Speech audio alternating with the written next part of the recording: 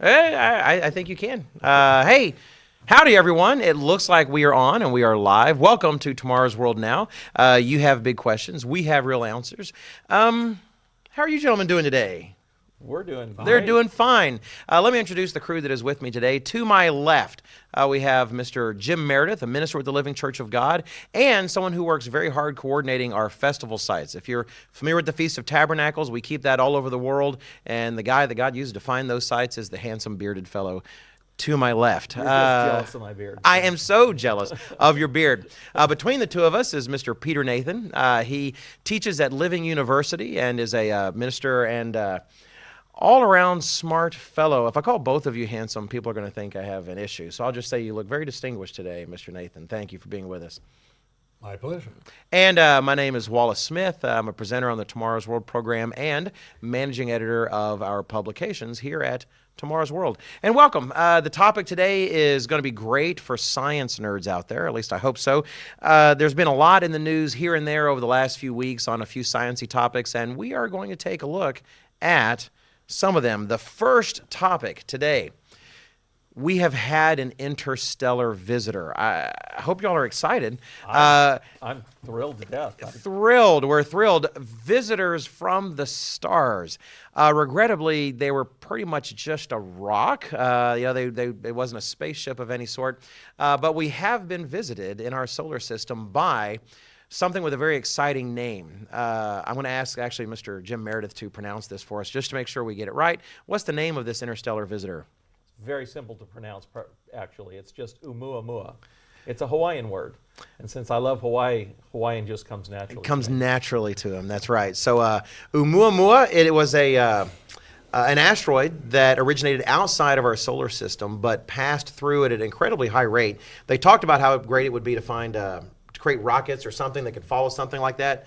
But they said we don't even have the technology to track something that fast because it was really traveling pretty quickly. We haven't got our warp drive working yet. So. No warp drives yet or hyperspace, but totally working on that. It's interesting from that perspective. What? But we're only just now developing the technology so that we can actually be aware of these things out there. That's right. For millennia, these things have probably been floating in and out of the out of our galaxy and so on, without any of us being aware of them. That's right. Actually, that's part of what crossed my mind is they saw it relatively recently when it's been traveling toward us for theoretically millennia, right? Yes. It's been on its way in our neighborhood because it doesn't emit any of its own light, etc. It was just this kind of dark object that showed up. So what have y'all heard about it? We only found out about it when it was going away. When it was a little too late to do anything. That's right. Yeah, we weren't able to flag them down.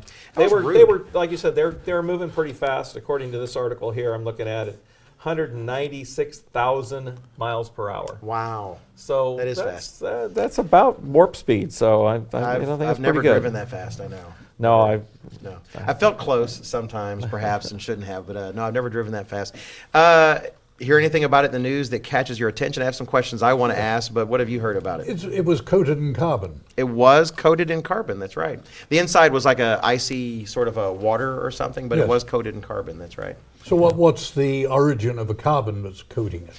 Okay, that's a good question, and I'm really glad that he asked that because it's really sort of, I think, misrepresented sometimes. In fact, one of the articles from, let's see, where was this? I think it's National Geographic mentions rock from another star system has a carbon-rich coating. That was published on December 18th, 2017, so fairly recently. And they mention the carbon layer around it, but often that carbon layer is called organic. If you read about organic chemistry, you know someone who took organic chemistry in college, or maybe they're a scientist currently using organic chemistry. Organic chemistry just means related to carbon. And the structures you can build with carbon. Some time ago, they used to believe that a lot of those structures could only be created by life, by living things. And so as a result, they started calling such compounds organic, when frankly, there's a lot of non-living systems and processes that actually do produce organic compounds. So carbon is a relatively simple atom. It's present in a lot of places in space, and so it just accumulated that coating over time. Mm-hmm. Now, was there an alien maybe shellacking it with carbon? They're fairly thick coating. It was a fairly thick coating, but at the same time, this thing has been floating through space apparently for quite some time. It's been moving for millions of years. Right. And I guess I like the way that the panspermia article called it a galactic bus, carrying Right. life between solar systems. So That was there's this fascination for obviously extraterrestrial life. That's right. And people just jump on this bandwagon immediately and say, "Oh, it must be Excuse me, it's a bus. it's a." I'm sorry. Get your analogies right. That's right. This was from Newsweek.com. That was their article. Panspermia, mysterious asteroid Oumuamua, could be a galactic bus carrying life between solar systems. If you're not familiar with the theory of panspermia, it's this idea that somehow the earliest forms of life were carried to Earth from space. Any thoughts on that particular theory, either of you gentlemen? It's wrong. First thought, everyone. For the My record, first it's wrong. thought is it is dead wrong. Obviously, as ministers of Jesus Christ, we believe that the Bible is the Word of God, and it's very clear in the Bible that God created mankind, and He put us here on this earth. We didn't somehow get here on some intergalactic bus. And, once again, you get back into evolutionary theory and all that stuff happening. And what was that little thing you said that was on the, that they were saying might have been carried the life form? It was the tardigrade. Tardigrade, a water bug. A water bug. Well, they don't necessarily think that the tardigrades were what brought it, but they did find that tardigrades are a life form on Earth that can actually survive in space. They actually can survive the conditions of space and come back to Earth. And they are ugly, ugly critters. And they're not very large. They're very tiny. They're microscopic. But that's what their thought is. Well, maybe life came to Earth from some other planet, like one of these little critters. Well, an interesting point to add to what Jim was saying. Clearly, Adam, the first man, which means earth, he was made from Adama, which is a feminine, which means earth. So he's made from red earth. So he's made from something very much that relates to planet Earth, period. But he did receive something from outer space because it talks about the Creator breathing into his nostrils the breath of life.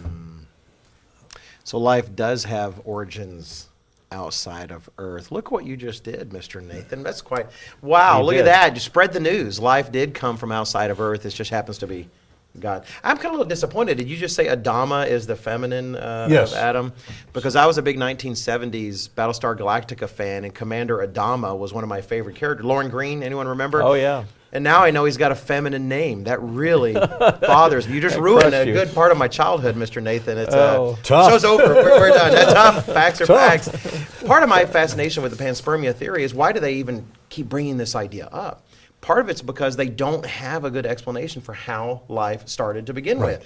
Every experiment they've tried with RNA, trying to come up with a way that it could somehow come together on its own with the right conditions, nothing is promising. And when you read scientists, some of them at their most honest, they'll say that. We don't have a clue where it could have started. And so they have to reach out to something else. They just don't seem to want to reach out to a creator. Right. Yeah. Well, there's fascination with extraterrestrial life has been out there forever. I mean, I think a lot of the younger people may think that, oh, this is more of a modern day, phenomenon, so to speak. But I mean, I grew up in the 1960s, and I remember watching, I don't know if any of you did this, but one of the old Twilight Zones, and they had the aliens coming to Earth, and they had this book. And they were the Earthlings were trying to determine what this book was, and they finally figured out what the title was, and the book title was To Serve Man. And they thought, well, that's awesome. These aliens have come to Earth to serve man, and they're going to help us and help develop our world, which they seem to be doing, and they were giving them free rides into space. But then, of course, if you know the punchline, the show ends, and they finally figure out that the book To Serve Man was a cookbook. But you go back to H.G. Yeah. Wells and the Battle of the Worlds. The War of the Worlds, that's War right. of the Worlds. Oh, people thought that was for Jules real Verne. when they were watching it. I heard. Yes. That was the radio program, right? Orson Right. Welles, and people heard it. So there was television in the '60s, was there? See, I don't Yeah. know. I wasn't. Yeah, I wasn't, there was. I wasn't You weren't around. so that's right. Let me move on from this. So often things like this happen. Something happens in space, some sort of sign, something that's very unique or different. And people want to jump to a whole lot of conclusions because it seems like everyone's looking to the skies to try to divine, to discern what's going to happen next. And for our second topic, that's exactly what we want to talk about. These some of these sorts of heavenly signs, as some might label them, these things sort of going on in the sky. Like recently, there was a big tale of the supermoon. I expected the moon to have a red cape, sort of flying through the sky. A big S on it? Very disappointed, that's right. But the supermoon was a little bit of a disappointment for some people because I felt like it was played up so much. It just meant the moon was particularly close, and so it looked a little bit larger. It didn't look actually all that big. But we do hear about blood moons, things like that. What do you take of that? What do you think of people's reactions when they hear about things like that? I think one of the problems is it indicates how far we have gotten from an appreciation of the world around us. In other words, these have been happening, these types of moons, with all of the various names we have, and every month, every moon has a month, depending on its depending on its month.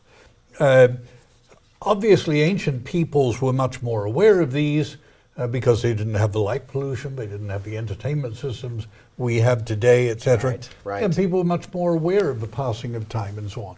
Now somebody comes up with wild ideas about blood moons being a indication of the return of Jesus Christ, and people fall for it. Right. Whereas blood moons, as we see them today, have been occurring for time immemorial.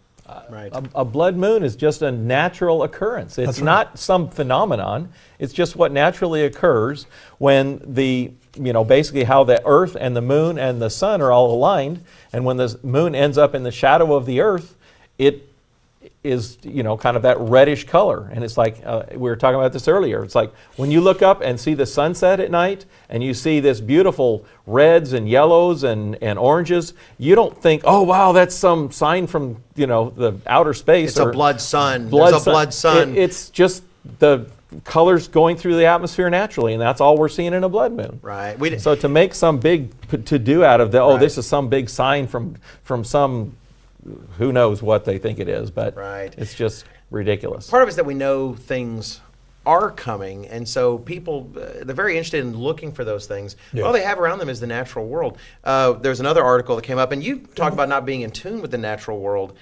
And now with our telescopes, radio telescopes, optical all the rest, then we're aware of other things that happen that normally we wouldn't have known about at all. This article about this asteroid that's expected to make this close path is a good example. Can I just make another comment please. about the moons? About the blood moons? Blood moons. Obviously, people read in the Bible that the moon is going to be turned to blood and the sun darkened, etc., etc.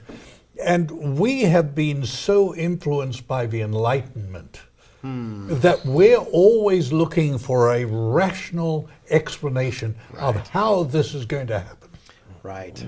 Rather than this being a divine act. Right. Let me modify what you said, because I don't know if I would take it exactly that way, because to me it is rational to think God can do these things, and so when they happen, I can attribute them to Him. But definitely, would you agree a non-spiritual cause, some sort of purely physical cause that could happen in a universe in which there were no God, right? Purely natural cause, right? Agreed. I would agree with that. We were just talking earlier about some program. There's been a lot of them around that have tried to say the Exodus, the events of the Exodus, really happened. The death of the firstborn, the parting of the Red Sea. But they go to ridiculous lengths trying to explain it about whether it's passing asteroids or meteors or volcanic eruptions, to the point of just absurdity, because they can't accept that a God of the universe might actually have intervened in those things. Have y'all seen any of those programs? Were you impressed? No. Well, once again, it's man's rejection of God. Right. Man does not want to accept that there is a God, that there is a higher power in the universe. There is extraterrestrial life, if you want to call it that. Right. God and Jesus Christ, the holy angels, and there's the other side of that spectrum, the dark side of Satan and the demons. They're out there, and they're doing things, and they can cause different things to happen should they want. Obviously, as we look to the end of the age and we see what's going to happen. before Jesus Christ returns, Right. during the Great Tribulation, there's going to be a lot of stuff going on. Right. You talk about, this type of activity and blood moons and such. It talks about the sun and the moon being darkened and all sorts of things. Right. But that is a intervention from God as opposed to a natural occurrence, and that there's night and day difference. Yeah. Can I just add to that? Because if you look at the plagues of Egypt, they really were the undoing of the events of Genesis chapter 1. So the God of Israel is showing the Egyptians that I have the power to bring life to nothing. I can undo what I have already done.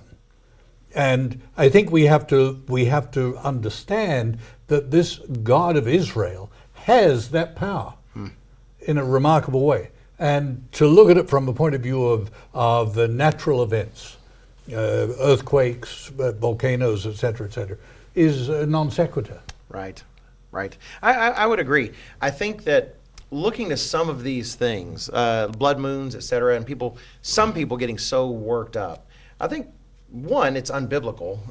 It also paints those who really do care about Bible prophecy and such as crazy people when they're not caught up in all this. You start talking about Bible prophecy, people say, "Oh, you're just like some of those blood moon, weirdos."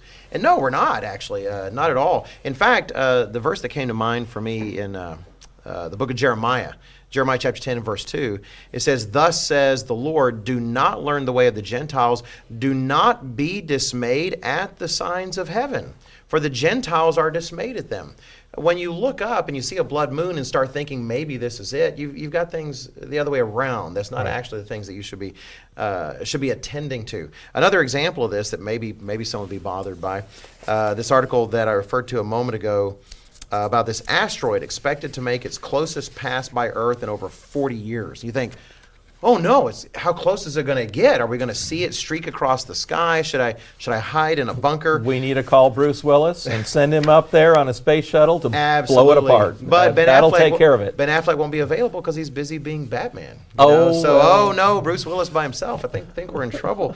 I know Batman could probably handle it by himself. But it points, how close is it getting? 6.4 million miles away. So I do think we're currently all right. I think we're safe. I think we can skate by barely. Maybe if Michael Jordan doesn't leap, he Okay. Well, it was that a only terrible 5 joke. million miles away in 1974, so Well, they point they out too. survived that. In 2093, it is projected to be 1.8 million miles away. Not that it's constantly getting closer, but it's just always out there. But it used to be without telescopes, and we weren't aware of these sorts of things. They're just happening. But some would speculate. Part of our topic here is the discussion of wormwood. What is wormwood in the Bible? Who can enlighten us about the mention of wormwood in the book of Revelation? What is it? Revelation chapter 8, verse 11 uses this term wormwood, which is a word derived from absinthe, which we used to have. I think we still have a liquor that is based on absinthe. Something very bitter, talking about bitterness and so on. So it's a name that appears in Greek literature for a long time back, an indication of things going terribly wrong. Terribly wrong.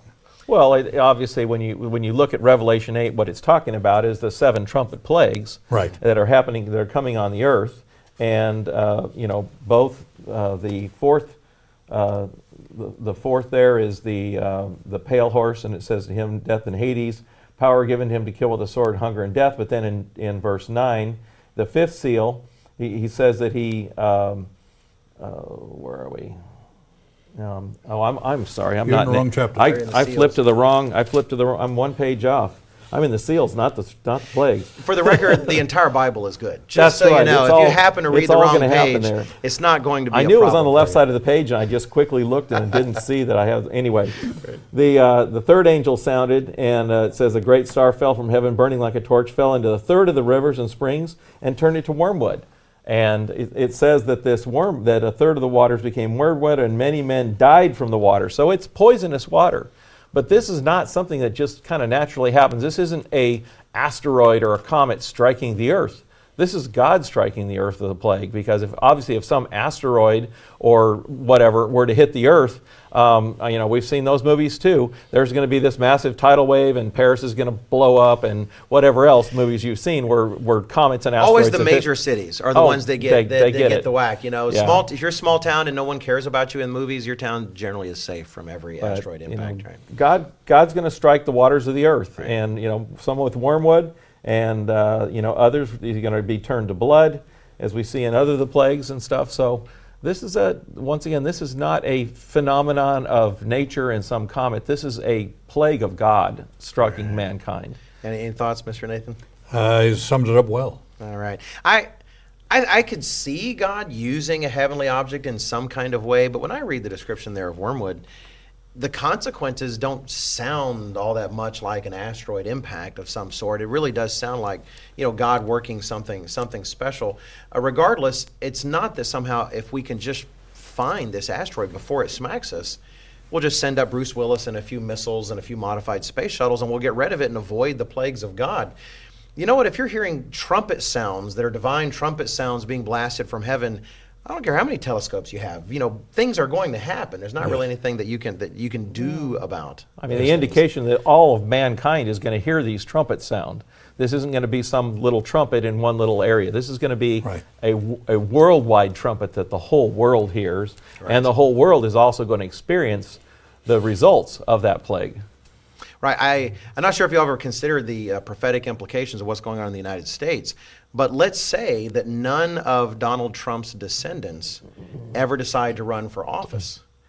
Then really, we could be at the last Trump.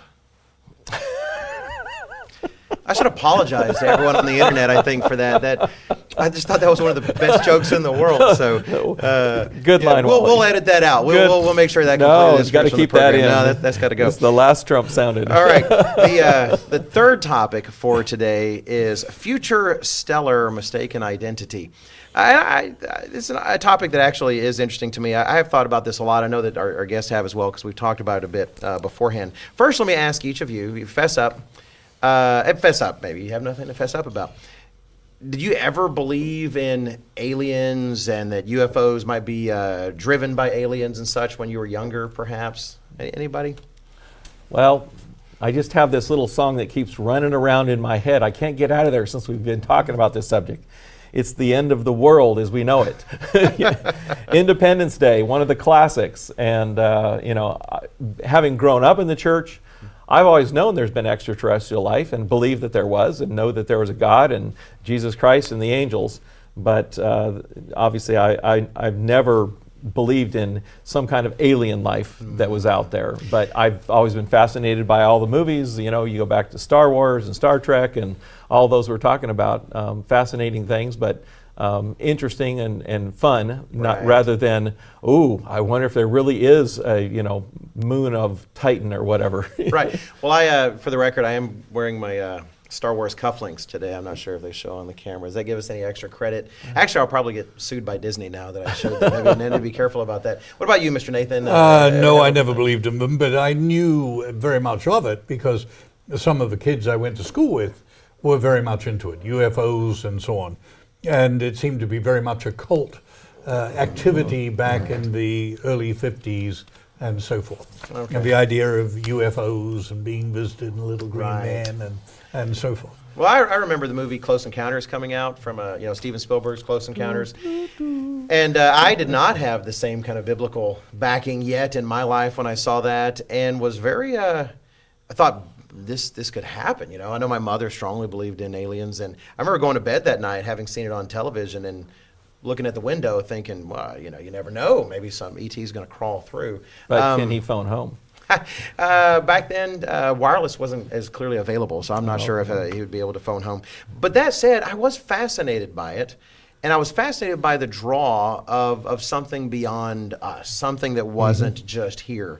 And what do you think? Because there is a fascination. We looked at some articles before the program started concerning this constant search for alien intelligence, SETI, the search for extraterrestrial intelligence, constantly scanning the skies to see if there's some communication. What do you think is the fascination that people have for the idea of alien life or intelligence? I think that people are looking for something, and perhaps they don't want to admit that the God of the Bible, because they don't want to necessarily have to come underneath his rules and obey him. So they're looking for something greater than themselves, so to speak. And so, this fascination, obviously we go back to Area 51 and the alien extraterrestrials supposedly are there. Just in the news recently, there's been this talk about this government program where the government spent $22 million on a program to, in essence, look for UFOs. That's real money. Interesting to read this little quote here. This is from a CNN article entitled "Aliens, Flying Discs, and Sightings." Oh my! And he says the claim doesn't come from a random townsperson about this 40-foot-long tic tac, as they calls it. He says it does not come from a random townsperson, though. It comes from retired Commander David Fravor and bears the Pentagon stamp of approval. So, they're further propagating the issue. And it says one of many confounding examples of unidentified flying objects. And then a quote from a guy named Luis Elizondo, and he's a former Pentagon official that was actually put over this program to find UFOs. He says, "My personal belief is that there is some very compelling evidence that we may not be alone." Ooh, better look under your bed. Well, as I keep saying, he's right. We're not alone. And when I go to bed at night, I'm not alone. I know that God is there. I know that Jesus Christ sits at his right hand. I know that his holy angels are all around us. If we love God, he's there, they're protecting us. So I don't have to worry about some evil extraterrestrial that's going to eat me. Right. I want to one day meet God and be with him. Right. I do look under the bed, and the cat is normally there. And I do fear the cat a little bit, actually. That's because cats are evil. The cats, we just offended a lot of cat people, but you need to look at cats honestly, frankly. Cats, there's something special about them. Mr. Nathan, what do you think about this kind of cultural obsession with alien life? I think it really does come back to the idea that we have rejected the idea of a supreme being, and we want to put things together for ourselves. And, you could almost chart the growth of it with the rejection of spiritual life. So the more it's rejected, the stronger the interest goes in extraterrestrial life. Right. And you look back in, when was Jodrell Bank built in England, to a radio telescope to plumb the skies to try and find intelligence out there. We're going back to the 1950s, post-Second World War, and so on. So we've been at this for a relatively long period of time now. Right, we have. We actually have a few questions from Facebook that we might be able to squeeze in, but before we do that, I'd like to maybe save those at the very end and then just wrap up this topic. We talked about this obsession with aliens, and the movie industry fuels this to a great extent. Absolutely. You mentioned Independence Day a while ago there, Mr. My favorite. Mr. Meredith. It's his favorite. I was going to call him Mr. Beard because we were joking earlier. I was writing his name down, so I want to make sure I mentioned Mr. Jim Beard. He's the only one here that can pull it off. It is just fantastic. Independence Day, that particular movie, did feature humanity binding together, coming together as one, finally all nations that were left to fight off this alien invasion. And people have speculated that maybe Jesus Christ's own return to earth would be spun as possibly an alien invasion of some sort to rally mankind behind. What say you, gentlemen, bearded or not? Well, Zechariah 14 talks about how all nations will gather together to fight against Jesus Christ's return. Right. So there has to be something that motivates them, that binds them together to do that. Religious deception, right? But also this idea that we've been so schooled in, and so you might say taught, that aliens from outer space are wars of the world again, et cetera, et cetera. Right. They're going to take away our freedom, independence. Well, I think the real danger that's out there for mankind is buying into this deception that there is alien life and that more or less it's evil. Satan is the god of this world. He is the prince of the power of the air, as he's described in the Bible, and he is out there to deceive mankind into believing a lie. And we talked about a lot of different things today, but just in terms of this comet going by the Earth or this interstellar rock, and we were talking about the Heaven's Gate group there in California that all committed suicide because they were going to all be whisked up onto this comet because it was coming by, and they're going to go and go interstellar or something.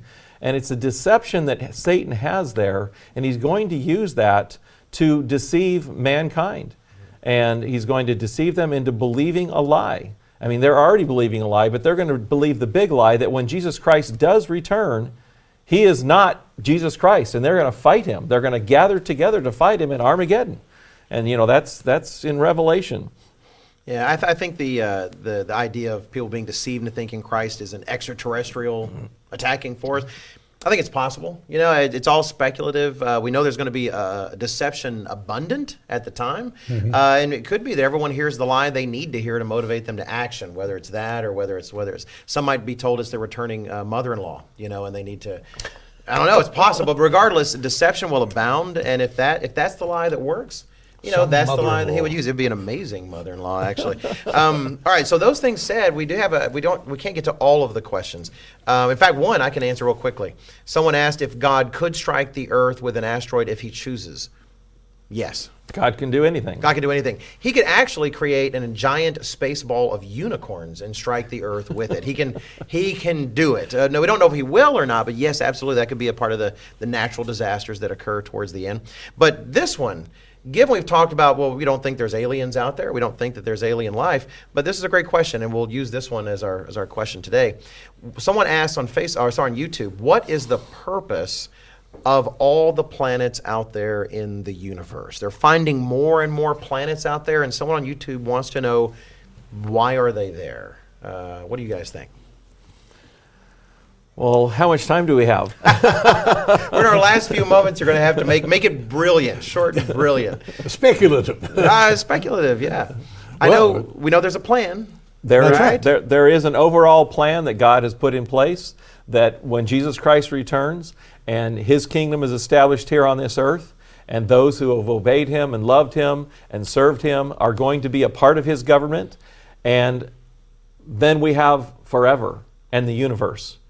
And we don't know. God doesn't give us that part of the plan. He doesn't say, okay, here's what's going to happen after the 1,000-year millennial period. Then you're going to go out to Alpha Centauri and you're going to be king over there and you're going to start your own little world. We don't know what's going to happen. But the universe is out there for a purpose. We just don't know, at least as far as the overall great plan of God. Right. He doesn't give us the details. Right. He talks about inheritance. And of course, science is in a phase where the science believes it has all knowledge. Right. What's science reason for it out there? Right. Yeah. They may have a function. They may perform a function within our Father's plan that science just cannot fathom. Right. No, absolutely. That's one thing I think sometimes we think all that space might be somehow wasted just for us. And it's all part of a larger balance to a certain extent. I would say God does promise us in Hebrews and out of the Psalms and other places that He eventually intends for us to inherit all things. All things. That includes all. In fact, Paul says some of the things we're going to inherit we can't even see yet. So the universe is vast, but at the same time, the plan of God is vast. Enormous. When all of mankind, if you have not seen it, you do need to look at our booklet, Your Ultimate Destiny. But it talks about those things that eventually there is an entire universe intended for us. In fact, there was another booklet. Did we mention this one? No, we haven't. We have not. 14 signs announcing. Oh, look at that. They put it up on the screen for us. 14 signs announcing Christ's return. If you're actually looking to know what the signs are, not just waiting for news reports of asteroids or we talk about aliens riding galactic motorcycles, down our streets or something. You're looking for actual signs the Bible talks about. Buses, please. Do what? Buses. That's right, intergalactic buses. Then Right. that booklet, 14 Signs Announcing Christ's Return, is really what you want to take a look at. We're done for today's program. Before we go, I'd like to thank Mr. Dylan King, Chris Leonard, Ryan Dawson, and David Lindley for the constant support they always give us on this program, all the fantastic gentlemen on the other side of the glass. And thank all of you for watching. Have a wonderful rest of the week. We'll see you next time.